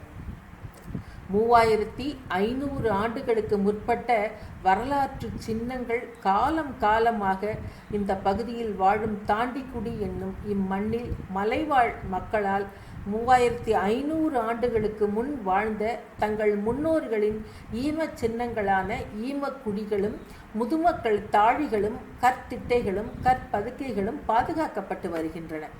4 புறமும் தட்டையான பெரிய கற்களால் தடுப்பு அமைத்து அதற்குள் இறந்தவர்களின் உடலை வைத்து மூடுகள் கொண்டு மூடி வைப்பது கல் திட்டைகள் எனப்படுவது. இதே போன்று சற்று ஆழமாக தோண்டி அதனுள் தாழிகளில் உடல்களை வைப்பது கல் பதுக்கை. இறந்தவர்களின் அவரவர்கள் பயன்படுத்திய பொருட்களையும் ஆபரணங்களையும் அவர்களுக்கு தேவை என்ற நம்பிக்கையில் தானியங்களையும் உள்ளே வைத்து படைத்திருக்கிறார்கள். இது போன்று தாண்டிக்குடியில் உள்ள ஒரு கல் பதுக்கையில் 5 அடி உயரமான இரும்பு கத்தி ஒன்றும் கண்டுபிடிக்கப்பட்டுள்ளது. 5 அடி உயரமுள்ள கனமான கத்தியை சுழற்றும் அளவுக்கு அங்கு புதைக்கப்பட்டிருந்த அந்த ஆண் ஒரு இனக்குழு தலைவனாக பராக்கிரமசாலியாக இருந்திருக்க வேண்டும் என்பதுதான் ஆச்சரியம் ஏற்படுத்துகிறது. ஏன்னா ஒரு 5 அடி உயரமுள்ள ஒரு சாதாரணமாக 5 அடிங்கிறது ஒரு மனுஷனோட ஒரு உயரம் 5.5, அதிகமாக 5.6, அதிகபட்சமாக 6 அடி உயரம் தான் இருக்க முடியும். அப்போது ஒரு 5 அடி உயரத்தை ஒரு கனமான அவ்வளோ ஒரு உயரமான இரும்பு கத்தியை அவ்வளோ கனமான கத்தியை தூக்கிறதுனா அவன் எப்பேற்பட்ட ஒரு பலசாலியாக இருக்கணும், பராக்கிரமசாலியாக இருந்திருக்க முடியும் என்று கற்பனை செய்யும்போது ஆச்சரியமாகத்தான் இருக்கிறது. அந்த கற்பதுக்கையை சுற்றி வெளிப்புறத்தில் 46 மண்பானைகளையும் புதைத்து வைத்திருந்திருக்கிறார்கள். இதன் மூலம் அந்த இனக்குழுவில் 46 தலைக்கட்டுகளின் செய்முறையாக அது இருக்கலாம் என்றும் கருதப்படுகிறது. ஆய்வாளர்கள் இதை உறுதி செய்கிறார்கள். மற்ற ஈம சின்னங்களை விட சற்று பெரிய அளவிலும் உள்ளிருக்கும் விலை உயர்ந்த பொருட்களை வைத்தும் அங்கு இடப்பட்ட முன்னோர் அப்பகுதி மக்களால் கொண்டாடப்பட்டவராக இருக்க வேண்டும் என்பது புலனாகிறது. ஏன்னா ஒரு பெரிய ஆட்களுக்கு தான் அவங்களோட முக்கியமான அவங்க பயன்படுத்திய பொருட்கள், அது போல முக்கியமான விலை உயர்ந்த பொருட்களை வைத்து அவங்க அப்படி புதைக்கிறாங்க அப்படின்னா அப்போ அந்த ஊருக்கு ஒரு நன்மை செய்து ஒரு பெரிய ஆட்களாக இருக்க முடியும். ஒரு கற்திட்டைக்கும் மற்ற கற்திட்டைக்கும் நடுவில் விடப்பட்டிருக்கும் இடைவெளி அடுத்த இனக்குழுவினர்களில் இருந்து வித்தியாசப்பட வேண்டும் என்பதற்காக கூட இருக்கலாம் என்கிறார் பேராசிரியர் செல்வகுமார். அப்போது இப்படியெல்லாம் ஒரு ஆய்வறிக்கை இவர்கள் கொடுக்கும் போது அப்போ அந்த காலத்தில் அந்த இனக்குழுக்கள் வித்தியாசமான வேறுபட்ட இனக்குழுக்கள் தோன்ற ஆரம்பித்திருக்கின்றன. ஒரு கொஞ்ச காலம் பிற்காலங்களில் மெல்ல மெல்ல அந்த இனக்குழுக்கள் பிரிவு ஏற்பட்டிருக்க வாய்ப்பு இருக்கலாம். நடுகல் வழக்கத்திற்கும் முன்பானதாக இந்த கற்திட்டை வழக்கம் உள்ளதை வரலாற்று ஆய்வாளர்கள் முன்வைக்கிறார்கள். இப்பகுதி மக்களால் குறிப்பிட்ட காலத்திற்கு முன்பு வரை இந்த கற்திட்டைகள் வழிபடப்பட்டுள்ளது. இன்றும் நடுகல் வழிபாடு பல இடங்களில் காணப்படுகிறது. குறிப்பாக நம் கொங்கு நாட்டில் இன்றும் வயல்வெளிகள் இருக்கிற நிறைய இடத்துல நடுகல்கள் வழிபாடு காணப்படுகிறது. அதே போல் அந்த கன்னிமார் வழிபாடு, இது எல்லாமே கொற்றவை வழிபாடு. இந்த கொற்றவை வழிபாடுன்னு சொல்லும்போது அந்த கொற்றவை அந்த வேட்டுவர் குலத்துக்கு குலதெய்வமாக வணங்கப்படப்பட்டிருக்கிறாள். அந்த கொற்றவை வழிபாடு நம்ம ஆதிகால வழிபாடு. அப்போ ஆதியில் பெண் தெய்வங்கள் தான் போற்றப்பட்டிருக்கிறார்கள். அப்போது அந்த பெண் தெய்வ வழிபாடுன்னு வரும்போது அதுதான் ஆதிகால வழிபாடு, கொற்றவை வழிபாடு. பிற்காலத்தில் அந்த கொற்றவை தான் முருக கடவுளாக பார்க்கப்பட்டாங்க. வீர பெண்மணின்னு சொல்லிட்டு அப்புறம் அது முருக கடவுளாக போற்றப்பட்டாங்க. அந்த மாதிரி கொற்றவை வழிபாடுங்கிறது நம்ம ஆதி வழிபாடு. வேட்டுவர்களுக்கு குலதெய்வமாக வழிபடப்பட்ட அம்மன் கொற்றவை அம்மன். அப்போது 2500 ஆண்டுகளுக்கு முன் வணிக பெருநகரமாக விளங்கிய திருப்பூர் ஈரோடு மாவட்ட எல்லையில் உள்ள கொடுமணல் பகுதியில் மொத்தம் 50 ஏக்கர் பரப்பளவுள்ள வாழ்விட பகுதியில் 9 அகழாய்வு குழிகளும் 100 ஏக்கர் பரப்பளவுள்ள ஈமக்காட்டில் நடுகல், வட்டக்கல் என 100 ஈம சின்னங்கள் இருக்கின்றன. இதில் ஒரு ஈம சின்னமும் தோண்டப்பட்டுள்ளது. இதில் 3 அறைகள், வடமேற்கு மூலையில் உயர் வெண்கல குவளை, கீழ்ப்பகுதி சல்லடை போல் அமைப்பும் இருந்தது. வணிகர்கள் அதிக அளவு தங்கியிருந்ததும் 1912ஆம் ஆண்டு 5 கல் தொலைவில் உள்ள கத்தரங்கண்ணியில் கிடைத்த ரோமானிய நாணய குவியலும் வணிக தொடர்புகளை உறுதிப்படுத்துகின்றன. அப்போது அந்த இடத்துல வெறும் வீரம் மட்டும் இல்லை, விவசாயம் மட்டும் இல்லை, வணிகமும் சிறப்பாக இருந்ததற்கான ஆதாரங்கள் நமக்கு கிடைக்கின்றன. தமிழ் பிராமி எழுத்து பொறித்த மண்பாண்டங்கள் கிடைத்ததும் எழுத்து இலக்கண பிழையில்லாமல் உள்ளதால் 2500 ஆண்டுகளுக்கு முன்பே தமிழர்களின் கல்வி அறிவை விளக்குகிறது. இது வடக்கத்திய கருப்பு வண்ணம் மெருகேற்றப்பட்ட மண்பாண்டங்கள், பிராகிருத மொழியில் பெயர் பொறித்து ஆட்பெயர்கள், பெருங்கற்படை சின்னங்கள், இனக்குழு சார்ந்த வாழ்வியலையும் அவர்களுக்கு தேவையான உணவு உற்பத்திக்கு வேளாண் தொழில் மேற்கொண்டதற்கான உழவு அறுவடைக்கான உபகரணங்கள், சேமிப்பு கிடங்குகள், கால்நடை எலும்புகள் அதிக அளவு கிடைத்துள்ளதால் கால்நடை வளர்ப்பும் சிறந்து விளங்கியுள்ளது தெரிய வருகிறது. கல்லறையில் புதைக்கப்பட்ட நபருக்கு மரியாதை நிமித்தமாக உள்ளே வைக்கப்படும் பொருட்களுக்கு சேதம் ஏற்படுத்தவோ அல்லது திருடி செல்லவோ எவரும் முனையவில்லை. இதுதான் ரொம்ப ஒரு ஆச்சரியமான விஷயம். ஏன்னு கேட்டிங்கன்னா, நீங்கள் அந்த கல்லறைக்குள்ளே அந்த புதைக்கப்பட்டதில் தங்கம் கூட இருந்திருக்கு, அதையும் கண்டுபிடிச்சிருக்காங்க சமீபத்தில். கீழடியில் கூட கிடச்சிருக்கு. அதே போல் பார்த்தோம்னா அந்த இது நிறைய முத்துக்கள், கல்மணிகள், முத்துக்கள் எல்லாமே கிடச்சிது. அது யாருமே திருடிக்கிட்டு போக முன் வரல. ஏன்னு கேட்டால், பொதுவாகவே நம்ம மக்களுக்கு ஒரு நம்பிக்கை, ஆன்மாவின் மீது கொண்டுள்ள ஒரு ஆழ்ந்த நம்பிக்கை தான் இதுக்கு காரணம். அந்த வெளிப்பாடுனால தான் இத்தகைய மனநிலைகளை காண முடிகிறது. அவங்க எப்பவுமே இதுக்குள்ளெல்லாம் இருக்கிறது திருடக்கூடாது அப்படிங்கிற ஒரு கட்டுப்பாடோடு இருந்திருக்காங்க. அப்போ ஆன்மா அழிவில்லாதது, அந்த ஆன்மா அங்கே இருக்கும் அப்படிங்கிற ஒரு நம்பிக்கையை வளர்த்து கொண்டு இருக்கிறோம் நாம். அப்போது இறந்தவர்களை புதைக்கப்பட்ட இடங்கள் சிலவற்றில் நெற்களஞ்சியம் காணப்படுகிறது. அவர்களது இறப்பிற்கு பின்னும் அவர் தன் ஆன்மாவிற்கு வசதியானதொரு வாழ்வை உறுதிப்படுத்தும் வகையில் இது போன்ற கல்லறை கலாச்சாரங்கள் அதிக அளவில் பரவி இருந்ததையும் அறிய முடிகிறது. இதெல்லாம் நீங்கள் பார்த்தீங்கன்னா நிறைய இந்த சித்தர் பாடல்களில் இருக்குங்க. நம்ம திருமூலர் பாடலில் பார்த்தீங்கன்னா இதற்கான நிறைய ஆதாரங்கள் இருக்குது. அந்த பாடல்களில் இந்த மாதிரி ஆன்மா மீது நம்பிக்கை, அதை இந்த எதனால் மக்கள் அந்த ஆன்மா சுற்றி வரும்போது அது வெளியே வரும் அப்படிங்கிறது நம்ம அந்த நம்பிக்கை அடிப்படையெல்லாம் பார்க்கும்போது இந்த நடுகள், இந்த கற்பதிக்கை, இந்த புதைக்குழி இதெல்லாம் அதை சம்மந்தப்படுத்தி பார்த்தோம்னா அதுக்கான நிறைய விளக்கங்கள் நமக்கு கிடைக்குது. சங்க இலக்கியத்தில் பார்த்திங்கன்னா கீழ் உலகம், நடு உலகம், மேல் உலகம் அப்படிங்கிற 3 உலகங்கள்லேருந்து மேல் உலகத்தை அடையும் ஒரு ஆன்மாவை பற்றிய சில குறிப்புகள் இருக்கின்றன என்கிறார் செல்வகுமார் என்ற ஒரு ஆய்வாளர். 3 உலகங்களில் உள்ள அவர்களின் நம்பிக்கை ஒரு தொல்லியல் ஆய்வில் கண்டெடுக்கப்பட்ட ஒரு விசித்திரமான பொருளின் அடிப்படையில் அமைந்திருக்கிறது. ஒரு வட்ட வடிவ அடித்தளத்தின் மீது 3 செம்பு பட்டைகள் மூலம் முக்கோணமாக அமைக்கப்பட்ட பிரமிட் போன்ற வடிவம் அது. 3 பக்கங்களிலும் மான், பறவை, மீன் ஆகிய உருவங்கள் தீட்டப்பட்டிருந்தன. மான் தரை மட்டத்தையும், பறவை காற்றையும், மீன் தண்ணீரையும் குறிக்கின்றனவாம். மிகப்பெரிய தொழில்நுட்பம் ஏதும் இல்லாத அந்த காலகட்டத்தில் இந்த ஈமக்குழிகள், புதைக்குழிகள் இவற்றையெல்லாம் எப்படி உருவாக்கி இருப்பார்கள், அதற்காக தேவைப்பட்டிருக்கும் மனித சக்தி குறித்த தகவல்களை அறியும் ஆவல்ல விதர்பாவில் ஒரு சோதனை முயற்சி மேற்கொண்டார்களாம். அதன்படி 13.5 மீட்டர் விட்டம் கொண்ட 80 முதல் 85 சென்டிமீட்டர் இடைவெளியில் ஒரு புதைக்குழியை உருவாக்க முயன்றிருக்கிறார்கள். அதற்கு ஓயாது உழைக்கக்கூடிய 3 நாட்கள் தொடர்ந்து பணிபுரியும் 70 முதல் 80 ஆட்களும் தேவைப்பட்டார்களாம். அக்கறையின் பேரில் அதே குடியிருப்புகளில் வசிக்கும் நபர்கள் கூலி வாங்காமல் அந்த பணியை செய்ய முன்வந்திருக்கிறார்கள். அப்போது இது எவ்வளோ அந்த நம்பிக்கை மக்களை எந்த அளவுக்கு சென்று சேர்ந்திருக்கிறது பாருங்களேன். அப்போது அந்த நம்பிக்கை காரணமாக அதுக்கு கூட கூலி வாங்கக்கூடாது, நம்ம இப்படி ஒரு முயற்சியை செய்யும் போது அதற்கான நமக்கு பலன் இருக்கும், முன்னோர்களோட பலன் இருக்கும், அவங்களோட ஆதரவும் ஆசைகளும் கிடைக்குங்கிற ஒரு ஆவல் அவங்களுக்கு இருந்திருக்கு. அப்போ அந்த தன்னலம் கருதா உழைப்பாளிகளுக்கு மரியாதை செலுத்தும் வகையில் அந்த பல உணவுப் பொருட்களும் விருந்தளிக்க ஏற்பாடு செய்திருக்காங்க.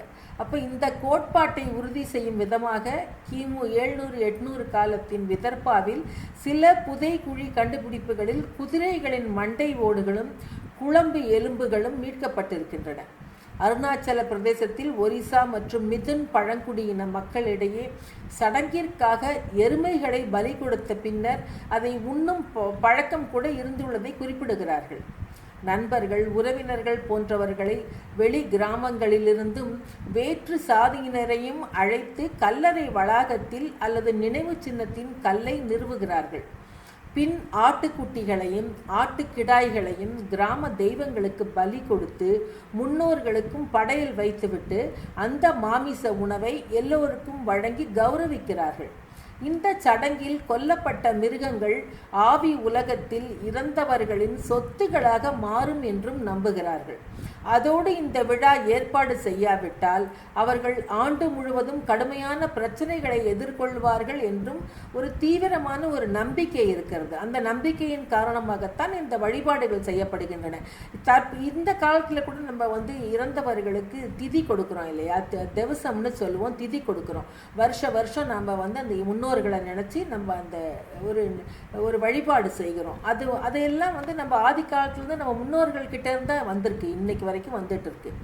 கோரிசெட்டரின் கருத்துப்படி ஹாரப்பா நாகரிகத்தின் வர்த்தக சரிவு நகர்ப்புற கலாச்சாரத்தில் ஒரு மாற்றத்திற்கு வழிவகுத்தது. பின்னர் இவர்கள் கிழக்கு நோக்கி விரிவடைந்து கங்கை சமவெளியில் ஆரம்பகால விவசாய குடியிருப்புகளுடன் தொடர்பு கொண்டு தெற்கு நோக்கி நகர்ந்தனர். மீண்டும் படிப்படியாக பழமையான வாழ்க்கை முறைக்கு திரும்பினர் என்கிறார்கள். 1800ஆம் ஆண்டுகளுக்கு பிறகு முந்தைய தளங்களோடு ஒப்பிடும் போது சிறிய தளங்களானாலும் அதிக எண்ணிக்கையிலான குடியேற்றங்கள் நடந்திருப்பதை இது குறிக்கிறது. அவர்கள் மீண்டும் படிப்படியாக வளமான விவசாய சமூகங்களில் தங்களை வளர்த்து கொண்டு சிக்கலான சமூகங்களாக உருவாக ஆரம்பிக்கிறார்கள். பெரும் கற்படை காலம் நினைவு சின்ன கட்டிடக்கலையும் பிற அம்சங்களில் பிரதிபலித்தது போல இரண்டாம் நகரமயமாக்கல் ஒரு தலைமை சமுதாயம் அல்லது தலைமைத்துவங்கள் ஆகியவற்றின் வளர்ச்சியை குறிப்பிடுகிறது. பல பயிர்களும் தோட்டக்கலை பயிர்கள், கனிம கற்கள் போன்றவைகளும் உபரி உற்பத்தி செய்யப்பட்டன. முக்கியமாக பெரும் கற்படை காலத்தின் தோற்றம் இந்தியாவின் பல்வேறு பகுதிகளில் இரண்டாவது நகரமயமாக்கலின் ஆரம்பத்தை குறிக்கிறது. இது சிந்து பள்ளத்தாக்கு நாகரிகத்தில் பிணைந்திருந்தது என்கிறார் கோரிசெட்டர். இரும்பு காலத்தினருடன் அவர்களின் இணைப்பு துண்டிக்கப்பட்டாலும் தீபகற்ப இந்தியாவில் உள்ள பெருங்கற்படைகள் கருப்பு மற்றும் சிகப்பு அணிகள் என்று அழைக்கப்படும் ஒரு சிறப்பு அம்சமாக சக்கரத்துடன் பிரம்மாண்டமாக தயாரிக்கப்பட்ட மட்பாண்ட வகைகளுடன் தொடர்புடையதாகும்.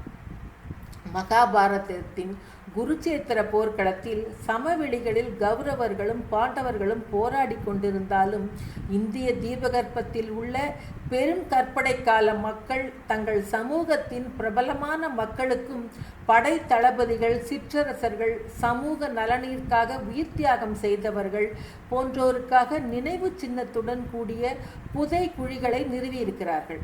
மகாபாரதத்தில் விவரித்துள்ள அருமையான அரண்மனைகளில் எந்தவித பொருட்களும் எஞ்சி இருக்கவில்லை. இதுவரை நமக்கு அதற்கான ஆதாரங்கள் எதுவும் கிடைக்கவில்லை. ஆனாலும் கபடமில்லாத பெரும் கற்படை காலத்தினர் 3000 ஆண்டுகளுக்கான இடையூறுகள் நிறைந்த வரலாற்றை விட்டு விலகிட முடியாத வகையில் பெரும் கற்படை சின்னங்களை நிறுவி அந்த நம்பிக்கைகளை நிலைநிறுத்த செய்ய முடிந்திருக்கிறது. மீட்கப்பட்ட இரும்பு பழங்கால தொகுதிகள் பெருங்கற்படை கால மக்கள் பெரும் அளவிலான தொழில்களை மேற்கொண்டார்கள். தச்சர்கள், சப்பாத்து தயாரிப்பாளர்கள், சப்பாத்து அப்படின்னா செருப்பு, கால் செருப்பு, செருப்பு தைக்கும் தொழிலாளர்கள், மூங்கில் கை வினைஞர்கள், இரத்தினங்கள், செம்பு, தங்க ஆபரணங்கள் செய்யும் ஆசாரிகள், பொற்கொல்லர்கள், சிக்கலான சமூக அமைப்பின் ஏனைய ஆதாரங்கள் ஆகியவற்றையும் குறிக்கும். இது பல்வேறு விலை உயர்ந்த கற்களும் மணிகளும் கண்டுபிடிக்கப்பட்டிருக்கின்றன. தமிழ்நாட்டில் உள்ள திருநெல்வேலி மாவட்டத்தில் ஆதிச்சநல்லூரின் பகுதிகளின் அகழாய்வுகளில் எருமை, ஆடு, புலி, யானைகள் போன்ற விலங்குகளின் வெண்கல சிலைகள் கூட புதைக்குழிகளிலிருந்து மீட்கப்பட்டிருக்கின்றன. இதுக்கெல்லாமே நம்ம ஏதாவது ஒரு ஆதாரம் தேடி கண்டுபிடிக்க முடியுங்க. ஏன்னா சும்மா பாருங்க, இப்போ ஒரு புதைக்குழியில் வச்சு அந்த மாதிரி சிலைகள், வெண்கல சிலைகளை வச்சு புதைக்கிறாங்கன்னா அதுக்கு ஏதாவது ஒரு காரணம் இருக்கும். அதை நம்ம ஆய்வு பண்ணணும்னா நாம் எதிர்பார்க்கிற அந்த நம்மளுடைய அந்த இனம் சார்ந்த நமக்கு தகவல்கள் கிடைக்கிறதுக்கு வாய்ப்பாக இருக்கும். அப்போ அந்த மாதிரி அகழாய்வுகளில் இன்னும் கொஞ்சம் நம்ம ஆழ்ந்து நம்மளுடைய ஆய்வுகளை தொடர வேண்டும். அப்படி தொடரும்போது தான் நமக்கு இன்னும் பல தகவல்கள் நமக்கு கிடைக்கும். குறிப்பிடத்தக்க வகையில் தமிழ்நாட்டிலும் கேரளாவிலும் உள்ள சில பெருங்கற்படை புதைக்குழிகள் ரோமானிய நாணயங்கள் கண்டுபிடிக்கப்பட்டுள்ளன. சொல்லப்போனால் பழங்கால தமிழ்ச்சங்க இலக்கியத்தில் பல பழக்க வழக்கங்கள் காணப்படுகின்றன. எடுத்துக்காட்டாக குத்துக்கல் என்பதை நடுகல் வகை என குறிப்பிடப்படுகிறது. நினைவு சின்னம் என்பது குறிப்பிடத்தக்க மனிதர்கள், நிகழ்வுகளை நேரடியாக நினைவு கூர்வதற்கான சாதனமாகத்தான் கொள்ள முடியும். ஒரு சமூகத்தினருடைய கடந்த கால அனுபவங்களின் நினைவுகளின் எச்சமாக காண முடிகிறது. குறிப்பிட்ட அந்த நபரின் பாரம்பரியம், பொருளாதாரம், சமூக நிலை போன்றவற்றின் தரத்திற்கு ஏற்றவாறு அதன் அழகை மேம்படுத்தி காட்டவும் இது போன்ற அமைப்புகள் பயன்படுகின்றன. அப்போது அந்த ஒரு நடுக்கல்லோ ஒரு அந்த ஈமக்குழிகளோ அந்த கற்பதுக்கைகளோ இதெல்லாம் வச்சு அந்த அதோட பாரம்பரியம், அந்த இனத்தோட பாரம்பரியம், பொருளாதாரம், சமூக நிலை போன்றவற்றை நம்மால் ஒரு அந்த தரத்தை எடை போட முடிகிறது அல்லவா? அதைத்தான் சொல்கிறார்கள். அப்போது கற்பதுக்கை என்பதும் இது போலத்தான். இதுபோல கிமு 5ஆம் நூற்றாண்டு முதல் கிபி 3ஆம் நூற்றாண்டு வரை தொல்லியல் ஆய்வுகளால் நிரூபிக்கப்பட்டிருக்கிறது. சங்க காலத்தில் தமிழகத்தில் பல போர்கள் நடைபெற்றிருக்கின்றன என்பதை அக்கால இலக்கியங்கள் மூலம் நாம் அறிகிறோம். அப்போர்களில் பலர் வீரமரணம் அடைந்தார்கள். அவர்களை புதைத்த இடங்கள் பதுக்கை எனப்பட்டன. இதை பெருங்கற்கால பண்பாடு என்றும் கூறுவர். பதுக்கையில் கல் நடல் அல்லது அந்த பதுக்கைகள் மீது கல் நட்டு அதில் அவர்கள் உருவத்தை செதுக்கி அவற்றில் அவ்வீரர்களின் பெருமைகளையும் பெயரையும் பொறித்து வைத்தார்கள். வீரர் நினைவாக நட்ட கல் என்பதால் தான் அது நடுகல் எனப்பட்டது. இப்படி இதற்கான பல நமக்கு ஆதாரங்கள் இருக்கின்றன. இனி நட்டனரே கல்லும் என சங்க இலக்கியங்கள் பல பாடல்கள் கூறுகின்றன. இப்படி இறந்தவர்களின் ஆன்மா வெளியே செல்லும் என்ற நம்பிக்கையில் கூட பக்கவாட்டில் துளையிடப்பட்டு அதை கல்திட்டை செய்திருக்கிறார்கள். இது சேலம் அருகே மல்லசமுத்திரம் என்ற இடத்தில் கூட ஒரு கல்வெட்டு அப்படி கண்டுபிடிக்கப்பட்டது. நாய்தானேன்னு கூட பார்க்காம அந்த மாதிரி மிருகங்களுக்கு கூட நடுகள் நட்டு இருக்காங்க. அதற்கான நிறைய ஆதாரங்கள் இருக்கின்றன. இன்னும் இப்படி நிறைய சொல்லிக்கொண்டே போகலாம். அதற்கான ஒரு கதை கூட இருக்கு. கனகதேவன் என்ற மன்னன் சோழ மன்னனிடம் போரிட்டு வெற்றி பெற்றான். அந்த போர்ல அவனை சிறப்பாக வழிநடத்திய அந்த தளபதி கிட்ட காளி என்ற அவனுடைய ஒரு அருமையான வேட்டை நாய் இருந்துச்சாமா. அந்த நாய் அந்த போர்ல இறந்து போனவுடனே அந்த நாய்க்காக ஒரு நடுகல் நட்டு இருக்காங்க. ஒரு பூசாரியை நியமிச்சு அந்த நடுகலுக்கு தொடர்ந்து பூஜையும் நடத்திட்டு வந்திருக்காங்க. இதையெல்லாம் என்னத்துக்குன்னா ஒரு அந்த நம்பிக்கை, மக்களோட நம்பிக்கை. இப்படி நிறைய சொல்லிட்டே போகலாம். நடுக்கல் பற்றி, நம்ம இனத்தோட பெருமை பற்றி நிறைய சொல்லிட்டே போக முடியும். நேரம் அதிகரித்து விட்டது. நேரம் கடந்து விட்டதால் மணி 1 மணி நேரமாக போகிறது. இன்னும் தொடர்வதற்கு நேரம் இருப்பதா என்று தெரியவில்லை. முடித்துக்கொள்ளலாமா? ஓகேங்க, ஓகே. அதாவது திருப்பூர் ஈரோடு மாவட்ட எல்லையில் நொய்யல் ஆற்றின் கரையில் உள்ள கொடுமணல் கிராமத்தின் அகழாய்வில் மொத்தம் 50 ஏக்கர் பரப்புள்ள இந்த வாழ்விடங்களில் நம்ம புதைக்குழிகள் இருந்ததாக கண்டுபிடிச்சிருக்காங்கன்னு சொன்னோம். அங்கே நிறைய பாருங்க, பச்சைக்கல், நீலக்கல், பளிங்கு, சூது பவளம், சேசுபர், அகேட், குருந்தம், வைடூரியம், மாவுக்கல் போல பல அரிய கற்களை கண்டுபிடிச்சிருக்காங்க. அப்போது இந்த மணிகள் செய்யும் தொழில் சிறப்பாக அங்கே நடந்து உள்ளதற்காக ஒரு ஆதாரங்களாகவும் இதை நம்மால் பார்க்க முடிகிறது. மேற்கூறியவற்றில் இந்த வைடூரியம், சூது பவளம், அகேட் போன்றவை மூலப்பொருட்களாக இந்தியாவின் பிற பகுதியிலிருந்து தருவிக்கப்பட்டு இங்கு ஆபரணங்களாக உருவாக்கப்பட்டன. மயிரிழை அளவு துளைகள் கொண்ட மணிகள் கொடுமணலில் கிடைப்பதால் தமிழர்கள் தொழில்நுட்பம் நன்கு அறிந்தவர்களாக இருந்திருக்கிறார்கள் என்பதை அறிய முடிகிறது. ஏன்னா அந்த மணியே இத்தினோண்டு மணி, அதில் இத்தினோண்டு துளை போட்டிருக்காங்க. அந்த துளை வழியாக பார்த்தீங்கன்னா ஒரு சின்ன ஒரு கம்பியோ இல்லை நூலோ கோத்திருக்காங்க. இது இப்போ கூட நம்ம ஈரோட்டில் புத்தக திருவிழாவில் ஒரு அருங்காட்சியகம் வச்சுருந்தாங்க. அதில் நீங்கள் பார்த்துருப்பீங்க. அந்த மணியெல்லாம் அவங்க எக்ஸிபிட் பண்ணியிருந்தாங்க. அதில் அப்படி ஒரு ஆச்சரியம் நம்மளுக்கு. என்ன அந்த அந்த அதே மாதிரி அந்த மணிக்குள்ளே போட்ட ஓட்டைக்கு அதுக்கு எப்பேற்பட்ட தொழில்நுட்பம் தேவையாக இருந்திருக்கும். இந்த காலத்துலனா எவ்வளவோ தொழில்நுட்பம் இருக்குது. ஆனால் அதை ஒன்றுமே தொழில்நுட்பமே இல்லாத ஒரு காலத்தில் இந்த தொழில் எப்படி அவங்க கண்டுபிடிச்சாங்க, இதை எப்படி நடத்தினாங்க அப்படின்னா ரொம்ப ஆச்சரியமாக இருக்குது. அதற்கான அந்த கருவிகள்லாம் கூட அங்கே எக்ஸிபிட் பண்ணியிருந்தாங்க அந்த இதில் புத்தக திருவிழாவில். அவ்வளோ ஒரு அந்த அருங்காட்சியகம் பார்க்கும்போதே ஒரு சிலிர்ப்பாக இருந்தது உண்மையிலேயே. அந்த கிணறு அவங்க எப்படி தோண்டி இருந்தாங்க, அந்த கிணறுல படிக்கட்டெலாம் வச்சு கட்டியிருந்தாங்க. எவ்வளோ ஒரு நம்ம தமிழர்கள், ஆதி தமிழர்களுக்கு அந்த தொழில்நுட்பம் அந்த அறிவு, ஞானம் எல்லாம் ஒரு வீரத்தில் மட்டும் அவங்க சிறந்தவங்க இல்லைங்க. அத்தனை அறிவு, ஞானம், அறிவியல், தொழில்நுட்பம், அப்புறம் பார்த்திங்கன்னா மருத்துவ அறிவு, சித்தர்கள் பாடல்கள்லாம் பார்த்தோம்னா ஆச்சரியமாக போயிடும். அப்படி ஒரு ஆச்சரியம்.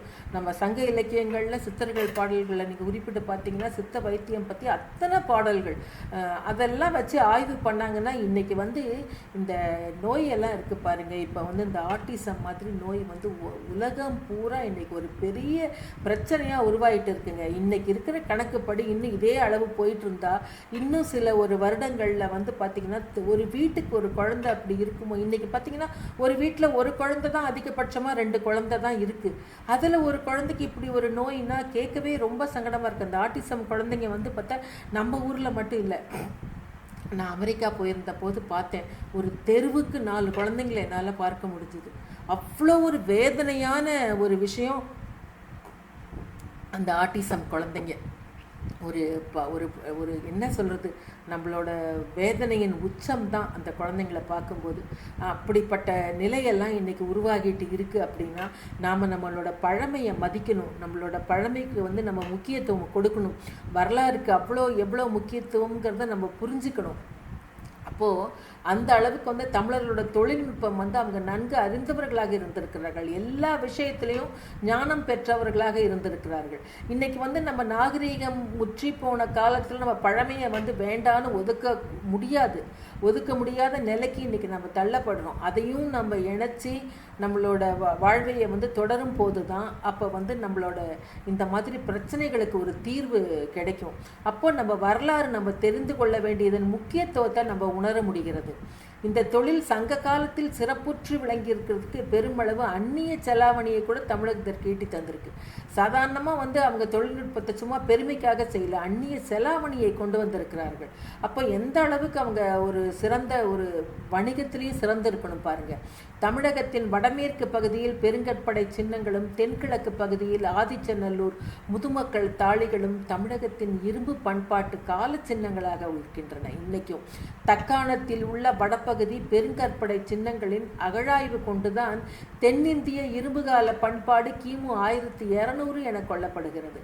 ஆனால் தமிழகத்தின் தென்கிழக்கு பகுதியில் உள்ள ஆதிச்சநல்லூரில் இதுவரை 1% குறைவான அகழாய்வே நடத்தப்பட்டிருக்கிறது. தொல்லியல் நோக்கில் சங்ககாலம்ங்கிற இதில் வந்து ராஜன் இதெல்லாம் குறிப்பிடுறாரு. அப்போது இன்னும் நம்ம 1% இன்றைக்கி அதிகபட்சமாக ஆதிச்சநல்லூரில் திரும்ப தொடர்ந்துருக்காங்க.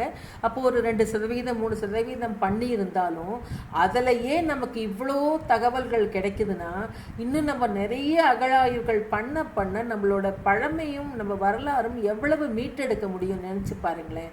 தமிழக பெருங்கற்கால குறியீடுகள் பிற தொன்மையான நாகரிகங்களின் குறியீடுகளோடு ஒப்புமை கொண்டிருப்பது பண்டைய தமிழகத்திற்கும் பிற தொன்மையான நாகரிக நாடுகளுக்கும் இடையே இருந்த வணிக பண்பாட்டு தொடர்பை நமக்கு உறுதிப்படுத்துகிறது. சுமேரியன், அக்கேடியன், ஹிட்டடைட் ஆகிய 3 தொன்மையான மொழி எழுத்து மரபுகளுடன் பெருங்கற்கால தமிழக குறியீடுகளின் வடிவங்கள் ஒப்புமை உடையனவாக இருக்கின்றன. அதாவது சீனம், எகிப்து, இலங்கை, ஜப்பான், கிரேக்கம் ஆகிய நாடுகளின் 130 பழங்கால குறியீடுகள் தமிழக பெருங்கற்கால குறியீடுகளுடன் ஒப்பிடப்பட்டிருக்கின்றன.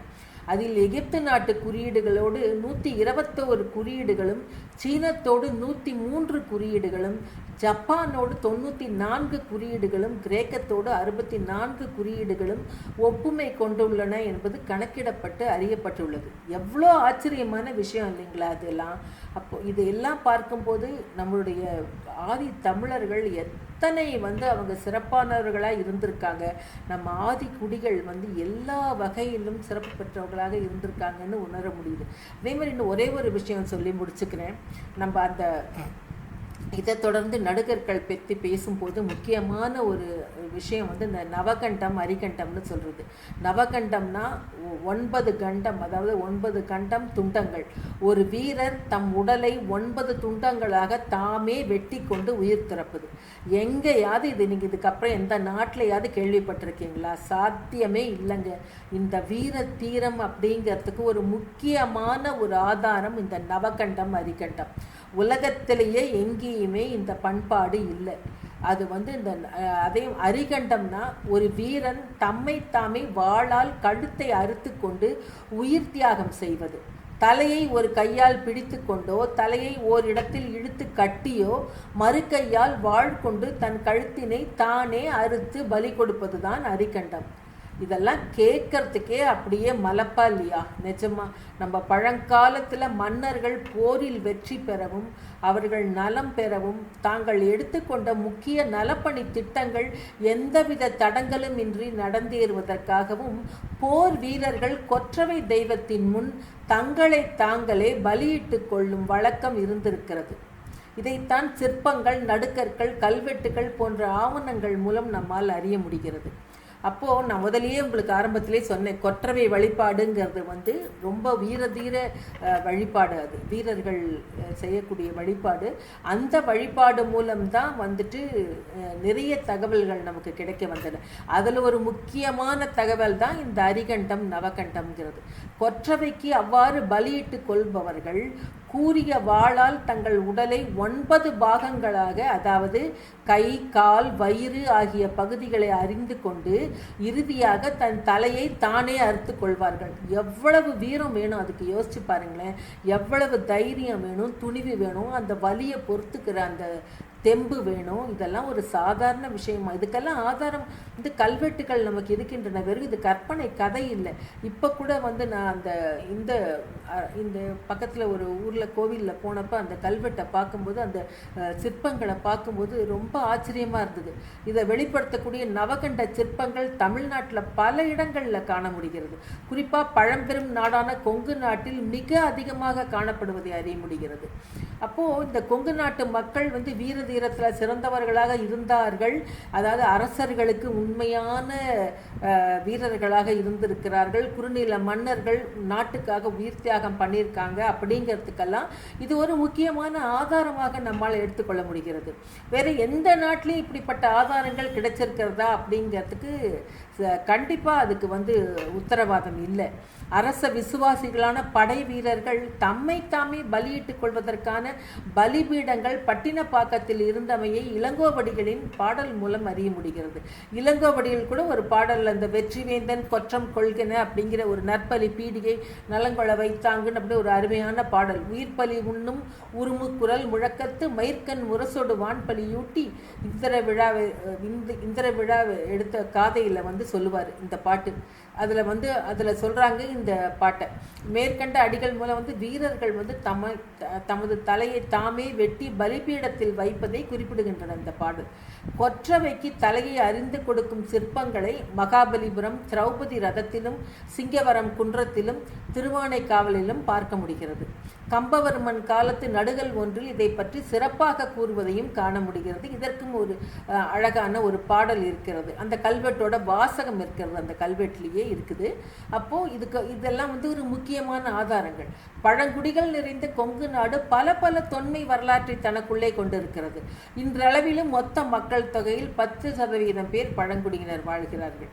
அதனால் இந்த மாதிரி இருக்கிற ஒரு நாட்டில் இது போல ஒரு என்ன சொல்கிறதுங்க, நிறைய ஆதாரங்கள், நம்ம கண்டுபிடிக்கப்பட்ட ஆதாரங்கள் 2% என்றால் இன்னும் கண்டுபிடிக்க வேண்டிய ஆதாரங்கள் 95% மேலே இருக்குது. அப்போது இன்னும் நான் உண்மையை சொல்ல போனால் இன்னைக்கு இருக்கிற சந்ததியினர் தான் படித்துவிட்டு வெளிநாடுகளுக்கு ஓட வேண்டும், அங்கே போய் சம்பாதிக்க வேண்டும் அப்படின்னு அதிகமாக நினைக்கிறாங்களே தவிர பழைய வரலாறுகளை மீட்டு கொண்டு வரவும் தங்களுடைய பங்களிப்பை அளிக்க வேண்டும் என்று கண்டிப்பாக வரலாற்றாளர்கள் எண்ணிக்கொண்டு இயங்குகிறார்கள்.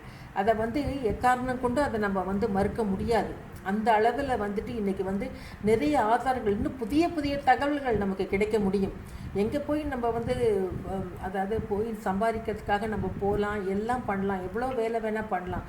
ஆனால் நம்ம மண், நம்ம மக்கள், அவங்க வாழ்ந்த பெருமை, அவங்க ஆதிக்குடியினர் என்னென்ன பண்ணாங்க, எவ்வளோ கஷ்டப்பட்டு வந்தாங்க, அந்த வரலாறை நம்ம அறியும் போது இன்றைய சந்ததியினருக்கு அது ஒரு ஊக்கமாகவும் அது ஒரு வரலாற்று ஆவணமாகவும் இருக்கும். இதை கடத்த வேண்டியது நம்முடைய முக்கியமான கடமை என்ற வகையில் இப்படி ஒரு அருமையான ஒரு வாய்ப்பை எனக்கு வழங்கி அமையதற்கு நான் உண்மையிலேயே நன்றி சொல்லுகிறேன். இதை நான் ஒரு தனியாக ஒரு வேட்டுவ இனத்திற்கான ஒரு தொலைக்காட்சி அப்படிங்கிற எண்ணமெல்லாம் எனக்கு கிடையாது. உண்மையிலேயே ஒரு பொதுவான ஒரு சங்கதிகள் நாம் எல்லாரும் தெரிஞ்சுக்கணும், வரலாறை எல்லாரும் புரிஞ்சுக்கணும். அதில் பாகுபாடு இல்லை, இன பாகுபாடோ எதுவுமே இல்லாமல் வரலாறை தெரிஞ்சுக்கிறதுல எந்த தவறும் இல்லை என்ற வகையில் ஒரு அற்புதமான ஒரு வாய்ப்பை வழங்கி எனக்கு ஒரு நல்ல மேடையை அமைத்து கொடுத்த அத்தனை நல்ல உள்ளங்களுக்கும் நன்றி கூறி அமைகிறேன். நன்றி, வணக்கம்.